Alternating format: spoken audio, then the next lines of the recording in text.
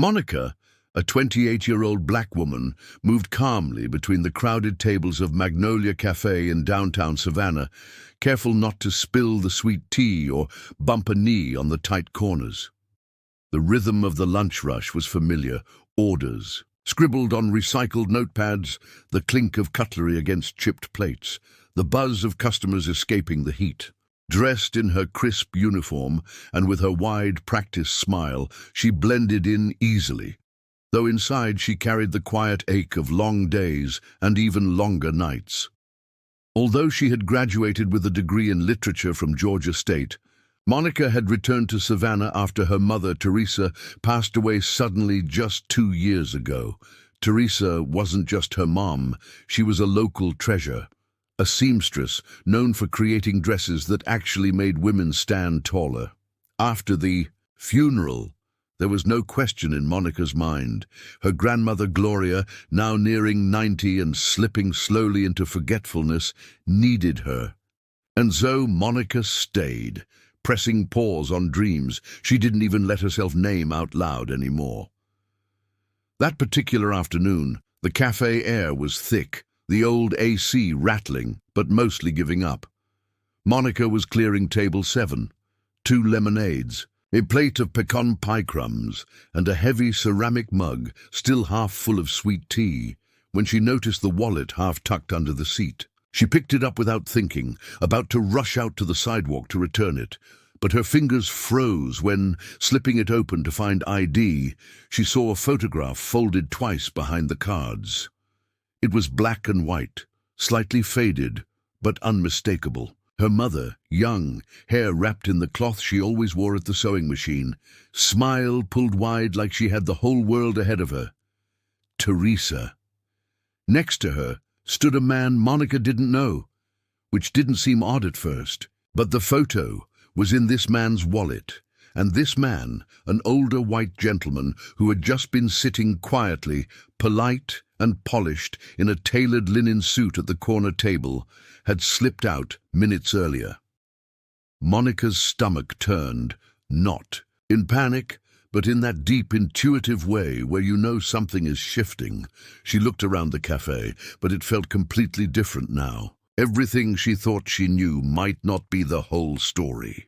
She stood at the back of the cafe, near the mop sink, the wallet still in her hand, folded now to hide the photo burning a hole through the leather. Monica slowly pulled out the credit card from the main slot, the embossed name practically jumping off the plastic, Charles Whitmore. Her breath caught, not because the name was unfamiliar, but because it was too familiar. Charles Whitmore. The same man who fronted donation campaigns on TV, who sat on the board of nearly every major arts council in Georgia, whose pictures filled the glossy profiles of Southern Living and the Atlanta Journal. CEO of the Whitmore Foundation, a billion-dollar organization known as much for its charity work as for its long, complicated legacy in textiles and manufacturing. Monica had seen his face more than once, usually smiling politely while cutting ribbons at new educational centers bearing the Whitmore name. And now, here was his wallet, forgotten under a cafe seat, with a hidden photo of her mother tucked inside. It couldn't be a coincidence, and yet it seemed too strange to be real. Monica returned the wallet to the manager's office with shaky hands, told him to hold it in case the customer called. Then she went back to work like nothing had happened, like her whole body wasn't vibrating with questions. The rest of her shift moved in a blur of refills and napkin grabs, her ears picking up every scrape of silverware, every ring of the old bell on the kitchen door. Her world hadn't changed in any visible way, but something big had clearly cracked open. That night, after Gloria had gone to bed early, dozing off mid-episode of her favorite courtroom drama, Monica sat alone at the kitchen table. She stared at the only copy she'd managed to print from the cafe's office printer before returning the wallet. The photo, grainy now, still held that mystery.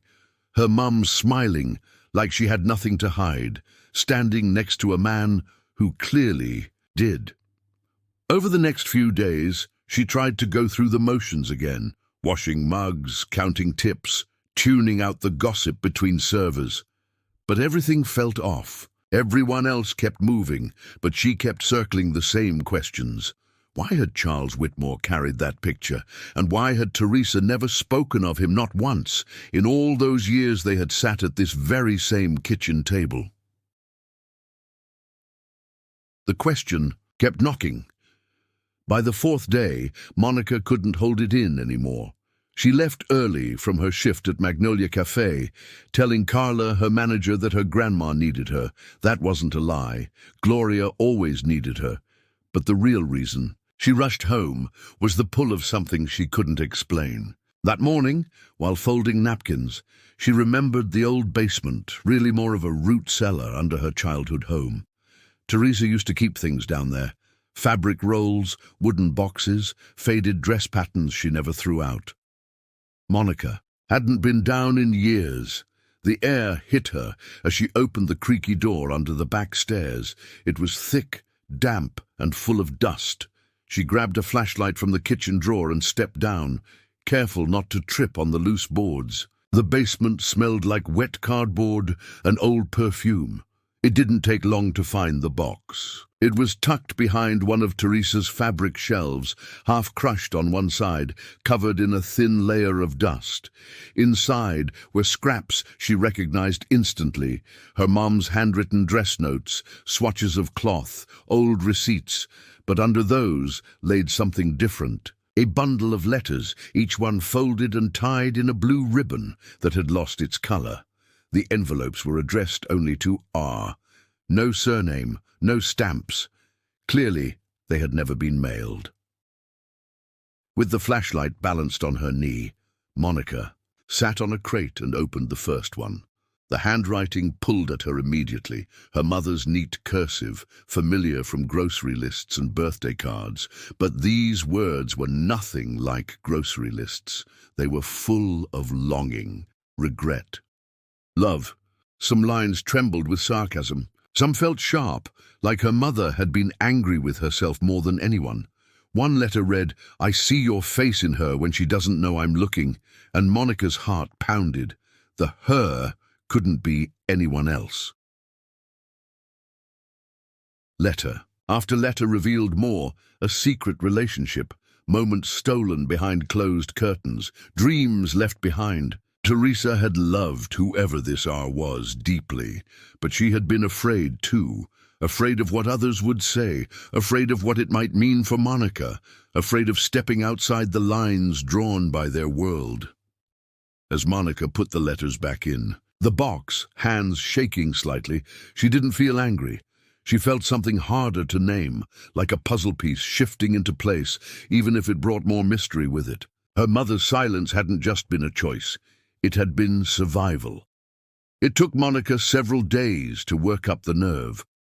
The letters sat beside her bed, rewrapped in the same blue ribbon, as if waiting for her to make the first move.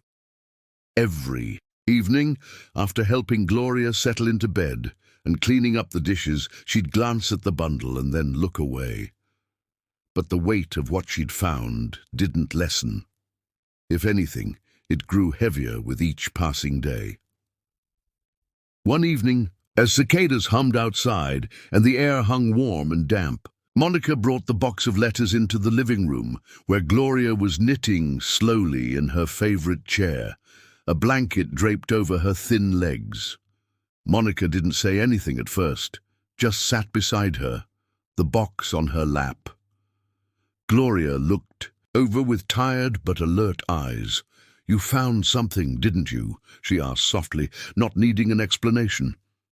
Monica opened the lid and gently took out one of the letters. "These were Mom's," she said, passing it over. "All written to someone named R. None of them were ever sent." Gloria held the letter in her hands for a long moment before adjusting her glasses and reading the first few lines. Her mouth pressed into a flat line, but her eyes wavered. She didn't try to deny anything. After a quiet breath, deeper than usual, she whispered, "His name was Robert Whitmore." Monica felt her throat tighten. She hadn't heard the name out loud until now, though she had guessed it days ago. Gloria kept going, her voice steady but low. Your mother? She was just a girl when she met him. He was older, polite, came from one of those families that always appeared on the society pages. She thought maybe, just maybe. Her voice cracked a little then. But they didn't want her. His family found out and made sure he cut it off. Monica sat frozen. Gloria's hands were shaking now. She was already pregnant by the time we knew he was gone, she added. He never came back, never called. Teresa never spoke his name again. Maybe she thought it was easier that way. Monica stared at the letters. Everything was different now. The story she'd grown up believing of strength, of independence, was still true, but now it had edges, pieces missing before. For the first time, the silence around her origin had a shape, a heartbreak, a name. Something in Monica shifted after that conversation with Gloria.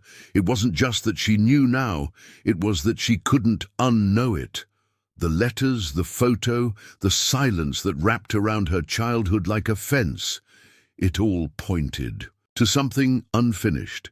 She couldn't keep walking through her life, pretending she didn't carry part of someone else's story. So, without overthinking it, she made a reservation at Magnolia Cafe for the following Thursday evening. Same place where it all started, one table near the window, set for two. She called the Whitmore Foundation's public line and left a calm, vague message. Just her name, a request for Charles Whitmore to meet her for a short conversation, and the dinner reservation. Details. She didn't expect anything. Part of her didn't even believe he'd show. But he did. He walked in just after 6, grey blazer, clean shave, still carrying that polished, distant air. He looked around like he half expected a donor. Meeting maybe a journalist? Monica was already seated and waved, her stomach turning with nerves. He stepped toward the table with polite confusion. "Miss Jordan?" he asked, offering a hand. "Yes," Monica nodded. "Thank you for coming." They ordered quickly, iced, tea for both, and Monica waited until the server left to speak again. "I wanted to ask you something," she began, calm but careful. "Do you remember a woman named Teresa Jordan?"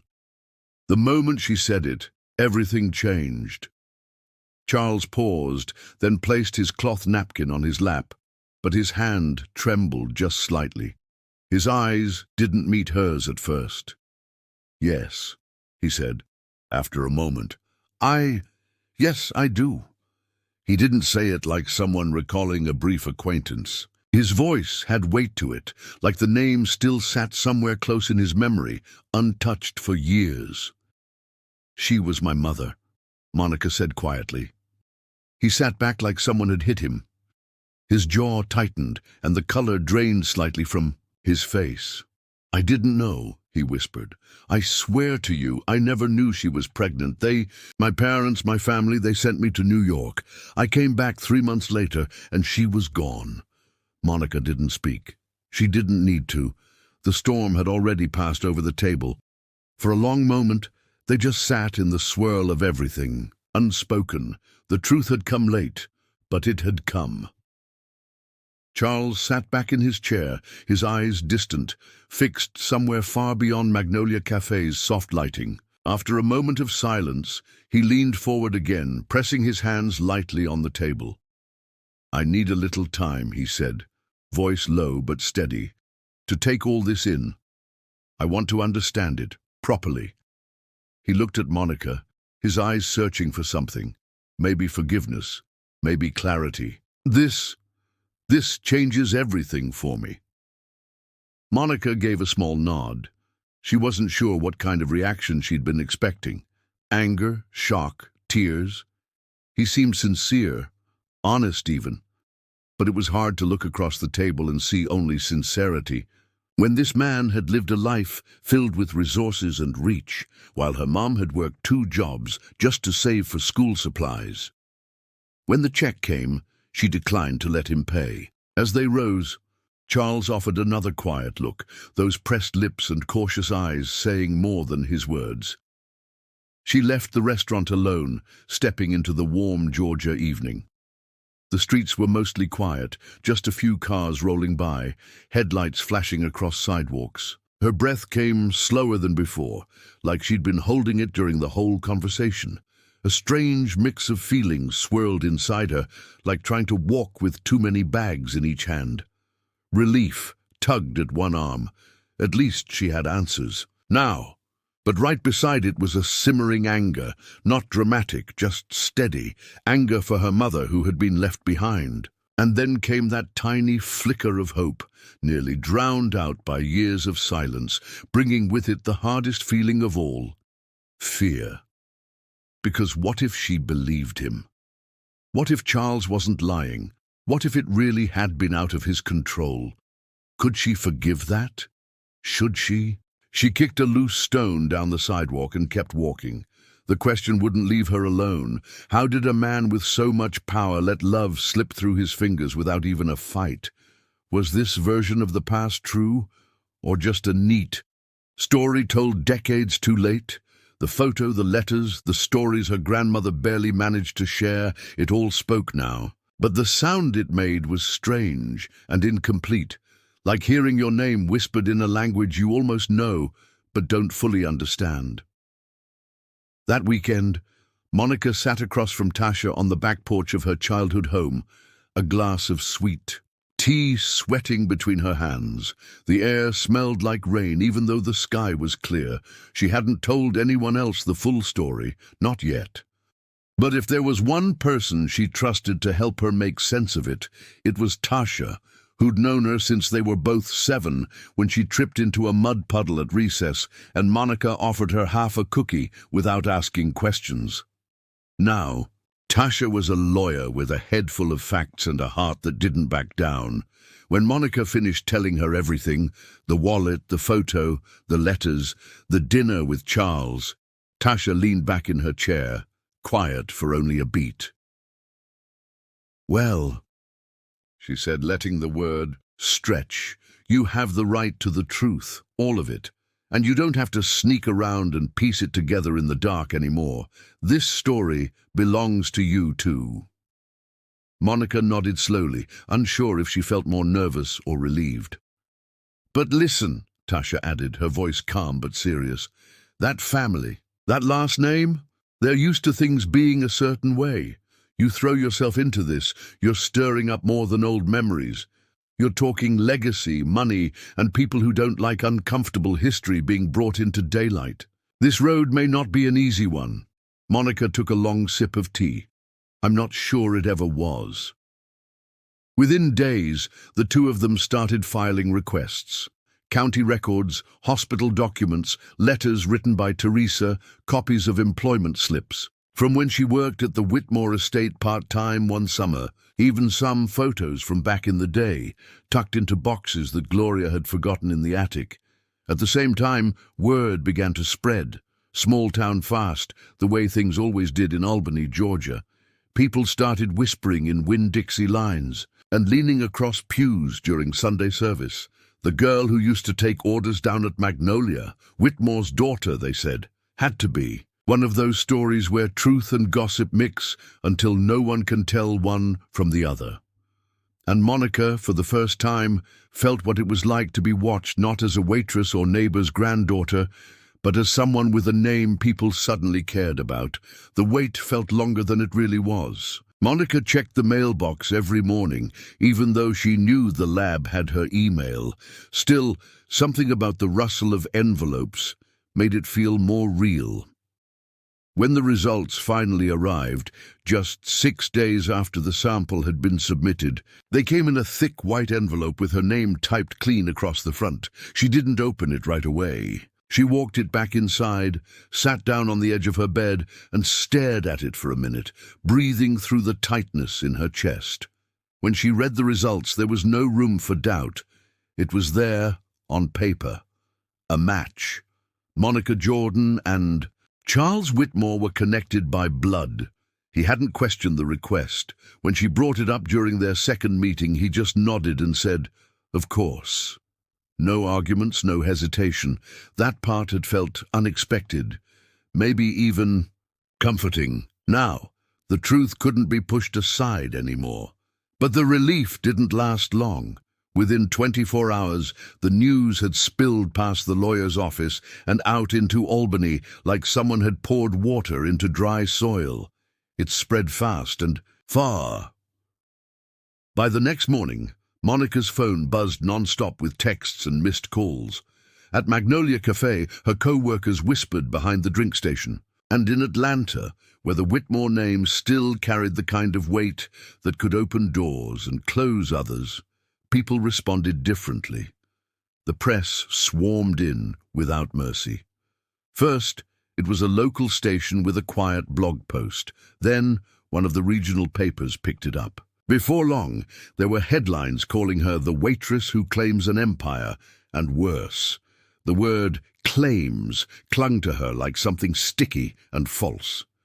Reporters hinted at her motives, some calling her bold, others calling her calculated. But the daggers aimed at her mother cut deeper. They called Teresa a woman who knew exactly what she was doing, accused her of trying to trap a wealthy heir, wrote about her as if she had staged the whole thing decades ago. Monica read the stories and felt like the air had been sucked clean from her lungs. What had started as a search for truth was now being treated like a trial, and Monica, instead of being seen as a daughter reclaiming her past, was quickly being cast as a stranger at the gates. The call came on a rainy Tuesday morning. Monica was standing at the sink, rinsing out her coffee mug, when her phone lit up with a number from Atlanta. On the other end, a man introduced himself as Charles's assistant and spoke in a calm, practiced tone. He said Mr. Whitmore would like to meet with her privately later that week, Friday, late afternoon at his home in Buckhead. Not an office, not a boardroom, his personal residence. By the time Friday rolled around, clouds still hung low over the city as Monica pulled up in front of a tall glass tower nestled behind wrought iron gates and hedges, trimmed like they were part of a museum exhibit. The doorman hadn't even blinked when she gave her name. A ride up to the penthouse. Doors opened to a long, quiet hallway, floors so polished they reflected the ceiling lights like still water. Charles stood waiting. His smile was tight but kind, and he guided her in with a light touch on her shoulder, as if they had done this before. "I wanted you to meet the rest of the family," he said. Monica didn't say anything, just followed. Inside, the living room felt like a hotel lobby, all beige and glass, not a picture out of place. On the far side, a tall woman in a charcoal grey dress stood near the fireplace, arms crossed. Her gaze found Monica instantly and didn't blink once. "This is Samantha," Charles said, "your sister." Samantha didn't flinch at the word, but the flicker in her eyes gave everything away. She stepped forward, offered a hand, but it was as limp as her smile. "We've heard a lot about you," she said, voice smooth but clipped. Monica took her hand. "I'm sure," she replied, knowing full well what "a lot" probably meant. Over the next hour, a few other siblings dropped in and out, a younger, rather polite and distant, and a sister who said hello with just a nod. But it was Samantha who never looked away, never let her guard down. Monica saw it clearly now. Her arrival meant more than just one man realizing he had a daughter. It meant shaking loose the foundation that family was built on. Samantha's cold gaze wasn't about manners. It was about fear. Not fear of Monica, the person, but of what she represented, a break in the story that had always been told clean, polished, and without room for outsiders. The days after that strange, heavy meeting in the penthouse were quieter, but only on the surface. Monica tried to return to her usual routine, but something had shifted. Every time her phone rang, she flinched. Every time her name popped up in some blog or news piece, she felt it buzzing under her skin. And then the news came. Charles had fallen ill. At first, people said it was exhaustion, that he just needed rest. But insiders close to the Whitmore family whispered about stress and emotional strain. The timing wasn't lost on Monica. The DNA test, the headlines, the quiet talk of inheritance, it all added up. Charles took a step back from the Whitmore Trust, the billion-dollar non-profit he had run for over 3 decades. But before he could take the final step of publicly recognizing Monica as his daughter, something else happened. His lawyers stepped in. One morning, an envelope arrived by courier. Thick white pages, formal wording, and a cover letter from the family attorneys. Monica sat at her kitchen table reading it in disbelief. It was a confidentiality proposal, harsh, one-sided, and insulting. In exchange for a small payout, not even enough to cover a year's tuition at a decent law school, she'd sign away her right to speak publicly or pursue any legal connection to Charles Whitmore. No recognition, no inheritance, no family name, just silence. Tasha came over within the hour, reading each line twice before tossing the entire packet on the floor. "This is a trap," she said flatly. "They're hoping you'll get scared and take whatever they throw your way." Monica leaned back in her chair, tired but clear. "My mom didn't raise me to bow my head. She didn't fight through all that on her own for it to end like this." So they filed. It was an official petition for recognition under Georgia's adult paternity laws. It would be slow, maybe messy. Monica knew that, but she was done with secrets and shame, done pretending she didn't belong to her own life. And it wasn't about money, even though they'd try to say it was. It was about truth, her mother's truth. With Tasha beside her, sleeves rolled up and ready, Monica braced herself. They weren't just walking into court. They were stepping right into the heart of a family's carefully guarded story and preparing to rewrite it. Back in Albany, with legal documents in motion and headlines slowing but not stopping, Monica knew she needed something steady to hold. Undo all the noise, all the courtroom back and forth. It couldn't be the only thing her life revolved around. She remembered the old Rosewood Inn, one of the properties Charles had once bought decades ago during a wave of downtown revitalization, but then left untouched for years. The place had long been shuttered, just a brick shell with boarded up windows and a rusted sign hanging crooked over the awning.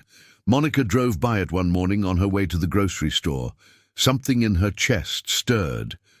There was a ballroom there, or at least what used to be one, a wide-open room, once meant for weddings and banquets. Now it was dusty and dark, with sagging light fixtures and cracked tiles, but the space had something under all that.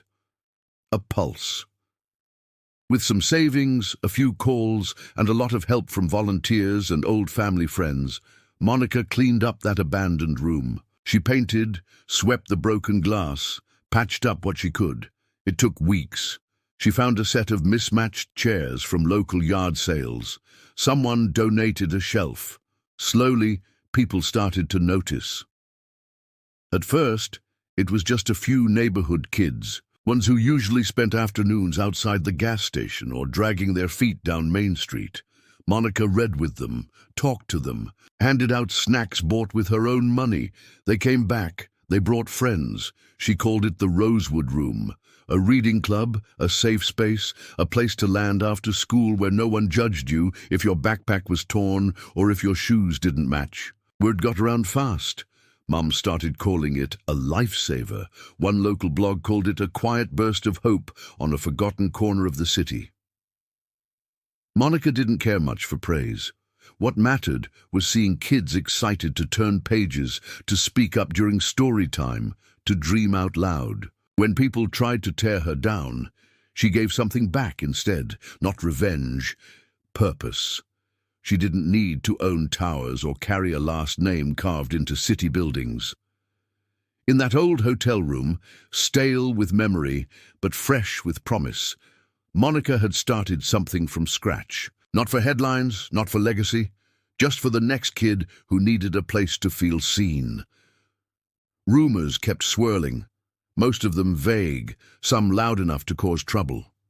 By then, the legal case had caught public attention again, and pressure was building on all sides. Samantha, still managing much of the Whitmore family's affairs, couldn't sit still.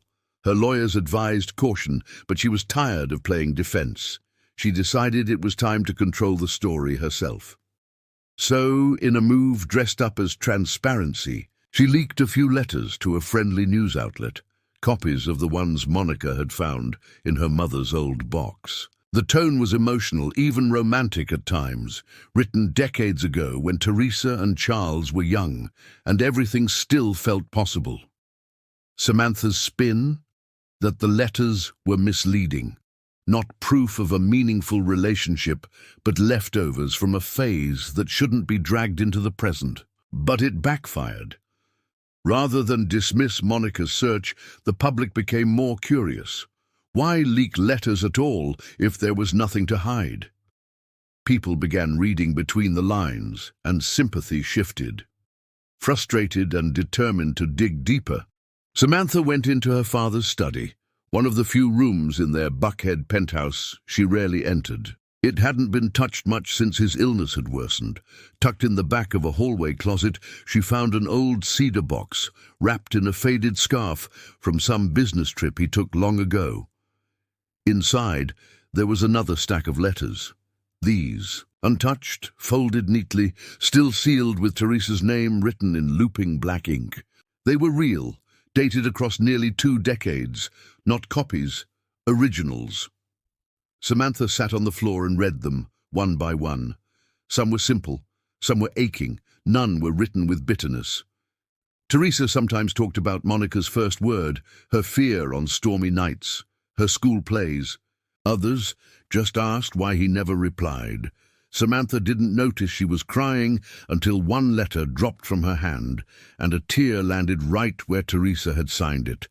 Always with hope. For the first time, Samantha felt something shift. It wasn't rage, it wasn't defense, it was the quiet pain of recognition. She finally saw her father through another lens, not just as the builder of an empire, but as a man who walked away from something he might have regretted every day after. And she saw Monica not as a threat, but as someone standing in the middle of a story she'd only just begun to understand. The evening of the Whitmore Foundation's annual gala arrived with more tension than sparkle. It was the kind of event where suits, outnumbered smiles and small talk felt rehearsed. Held at the Delta Grand in Atlanta, it was meant to celebrate another year of growth and goodwill, but this time it carried more than just business announcements. Everyone knew something bigger was coming. Charles Whitmore, frail but clear-eyed, hadn't made a public appearance in months. His illness had pulled him from daily operations, yet he insisted on attending the gala. Word quietly spread that he would speak toward the end of the night, and by the time dessert was served, eyes turned toward the stage like watchers before a storm. Then, without fanfare, Charles stood from his table and walked slowly to the podium. The room fell silent. He adjusted the microphone and looked out at the rows of shareholders, journalists and former colleagues, people who had known only one version of him for years. He spoke briefly about the organization's beginnings, its mission, its future, but halfway through he paused. And then, without any announcement beforehand, he said her name. "I want to introduce someone to you all, someone I should have introduced long ago." From her seat near the back, Monica sat frozen for a moment before standing. Every step toward the stage felt like walking across water. When she reached him, Charles looked at her, not with ceremony, but with something quieter, like a man trying to make peace. He cleared his throat, and what followed wasn't long, but it rang. Through the room. To deny who she is would be to deny the best of myself. At first, the silence held. But then quiet applause started from a corner, then another. A few people stood, some clapped slowly, uncertain. One woman dabbed her eyes with a napkin. Charles gently rested a hand on Monica's shoulder, as if anchoring himself in that moment. She didn't cry, not fully, but her eyes brimmed. Inside, something else stirred. Her mother's steady voice, her calloused hands, her soft courage. Teresa might not be in the room, but Monica felt her there anyway, weaving through the crowd like a thread through heavy cloth. Holding things together as she always had. Quiet, strong, and unseen by most. A few weeks after the gala, with the dust still settling and the press slowly turning to other stories, another announcement came, this time from Charles Whitmore's home office rather than a ballroom. It was quiet but deliberate. No flashy branding or grand event, just a simple press release followed by a short live statement. The launch of the Althea Foundation, named after Charles's grandmother, created to support and invest in black women entrepreneurs across the southeastern United States. Charles stood beside his daughter as he spoke to a small group of journalists, his voice a little thinner this time, but clear.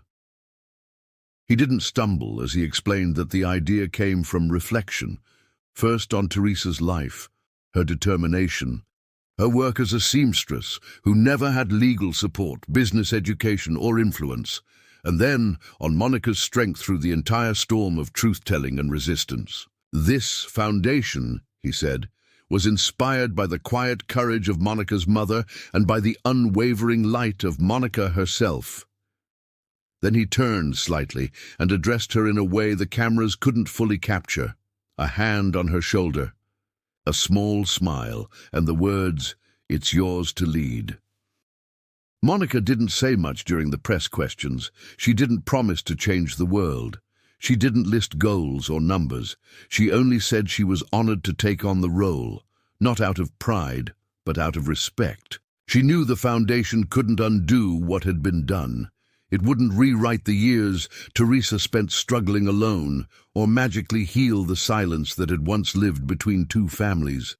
But it was a gesture with weight, a chance to turn pain into progress. Later that evening, she stayed behind after everyone else had left. The new office was on the 5th floor of a building downtown. Not huge, but enough. The lobby still smelled like fresh paint, and near the elevators was the foundation's brass plaque, still smudged from too many handprints during installation. Monica sat on the bench across from it, folded her hands in her lap, and let herself breathe. For a second, all the noise faded. Then, almost like a whisper only she could hear, she said to herself, "This is just the beginning." And somehow, saying it out loud made it real. The opening day of the Althea Foundation drew more people than anyone had expected. Local leaders, business owners, students, and journalists filled the front lawn, where a simple ribbon waited. Monica stood next to the sign, her palms damp against the sides of her dress. She had practiced a short speech, but as she looked out over the crowd, many of them women who reminded her of her mother, something in her chest tightened. She spoke from the heart instead. This isn't just for those starting businesses. It's for anyone who was told they don't belong in certain rooms, anyone who carried more than they had just to give more than they got, like my mother did. The ribbon was cut. Flashes of cameras lit the space for a moment, and applause stirred the warm afternoon air. After that, people mingled, cheered each other on, and slowly toured the new space. Monica moved through the crowd, smiling politely, answering questions. And then, near the back corner of the room, someone she didn't recognize stood waiting, an older woman, wearing a clean denim jacket and clutching something tightly in both hands. "Excuse me," the woman said softly. "You don't know me, my name's Gloria. I used to work with your mother on Edgewood Avenue. We sewed side by side for nearly 15 years. Monica felt her breath catch. Gloria's eyes were watery but kind. "I brought something," she added, holding out the folded photo. It was unmistakable. The same black and white image Monica had found tucked in the back of her mother's wallet, edges worn, corners soft from time. Gloria smiled faintly. She carried hers always, but what she never told you was that he carried his too. Gloria let the words land. Charles, your father. She knew. She knew he still had that picture. Your mom told me once that she didn't wait for him with sadness, but with faith. Not so he'd fix anything, just so he would know she never stopped loving him, or you. Monica held the photo like it might float, her fingers trembling slightly now. She wanted you to understand, Gloria said gently. She didn't want you to carry anger. She just wanted you to know you were never forgotten. Tears welled in Monica's eyes, but she didn't wipe them away. She stood there quietly, surrounded by people who had come to see a building and instead witnessed part of a healing. Time has a way of softening even the hardest edges. After months of quiet, after the media attention faded and the lawsuits were filed away into folders, Samantha reached out. No lawyers, no consultants, just a short message. Can we talk? Monica didn't answer right away. She let a few days pass, unsure of what to make of it. Part of her still ached from what had been said, what hadn't been said, and all the things thrown in her path just for trying to understand where she came from. But something about Samantha's tone made her pause. It didn't sound like a challenge.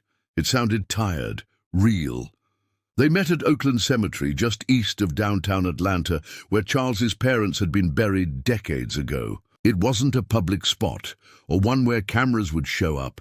It was quiet, with old oak trees that stretched overhead, and the sound of birds breaking the stillness. Monica arrived first, and waited by the stone bench near the Whitmore headstones. Samantha came alone, holding a plain envelope. When they met eyes, neither spoke, and for a beat it was just silence between them. Then Samantha handed Monica the envelope without a word.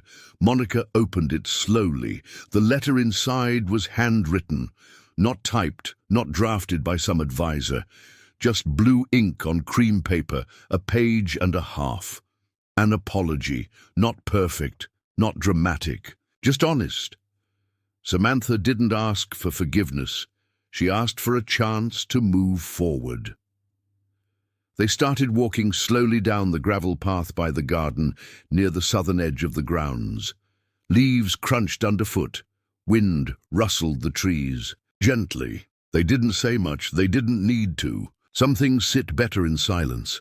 And then, without warning, Samantha stopped, turned slightly, and pulled Monica into a hug. It wasn't forced. It didn't wipe away years of silence, anger, or confusion. But it was warm. It was real. Monica let herself lean into it. In that moment, she didn't feel like an outsider breaking into a world that was never meant for her. She just felt like a daughter of two complicated people, and maybe, just maybe, a sister to someone learning how to let something go. It wasn't an ending. It was something better, a place to begin. Back in Jackson, Monica finally started to build something of her own. The old community center where her mother had once taught sewing classes had stood mostly unused for years. The windows needed new glass, the floors creaked, and the walls had lost their color. But the bones were strong, and so was the memory that lived in them. Monica worked on the space slowly, choosing care over speed. Word started getting out, and soon neighbors stopped by to dust off shelves or donate fabrics, bits of thread, old photos, little pieces of Teresa's life spread across the town. A few months later, everything came together. A full exhibition in her mother's honor.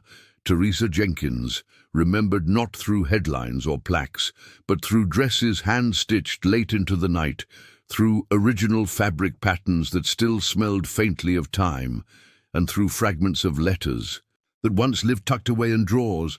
On opening day, the room filled with people, some who had known Teresa well, others who came just to feel the meaning of her quiet strength. Old dress forms stood along the walls, shoulders draped in hand-sewn gowns with wide hems and careful detailing. Projectors cast pieces of Teresa's letters onto the faded brick, words swirling across the space like echoes.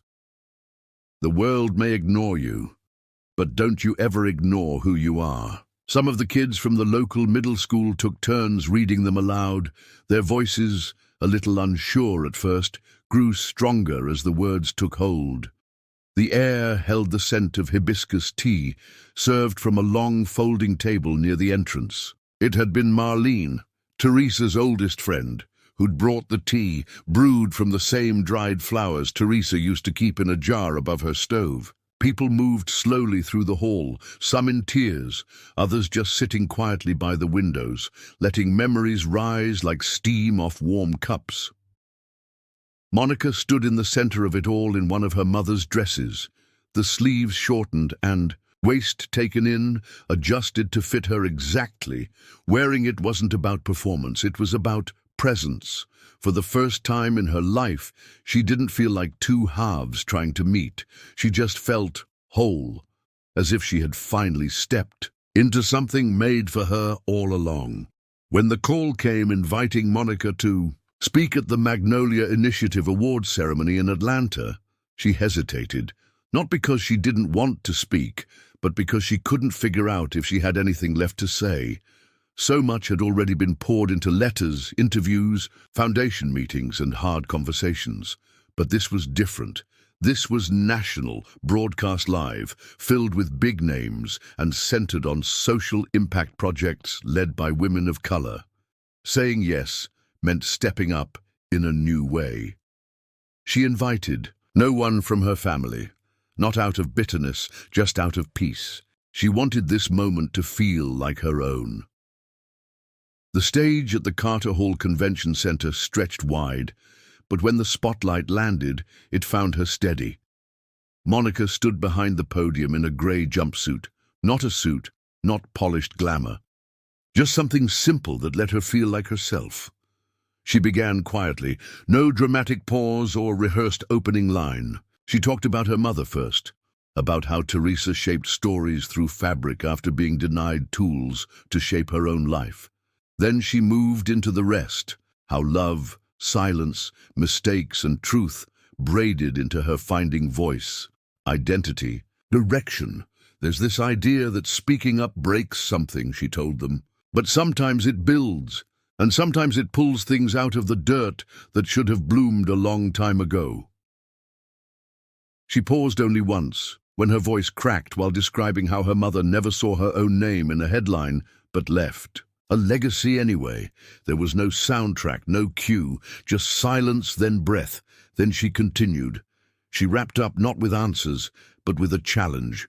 To listen better, to see women whose stories don't start in boardrooms, but in kitchens, classrooms, on sewing machines, or in buses halfway across town. Women who carried family legacies in their hands without ever having names carved into plaques.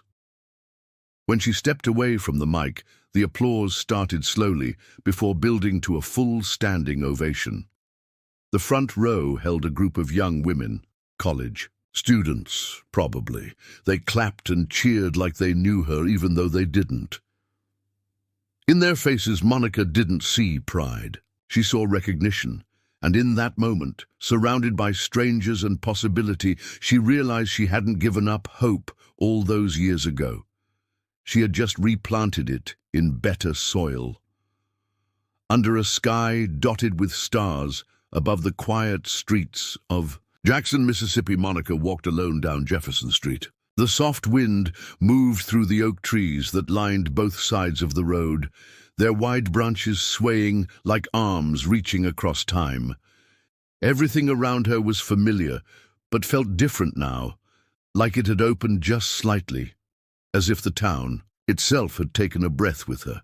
She passed the old Mason house, where she and her mother used to peek in during walks, imagining what it would be like to live in a place with a porch that wrapped all the way around.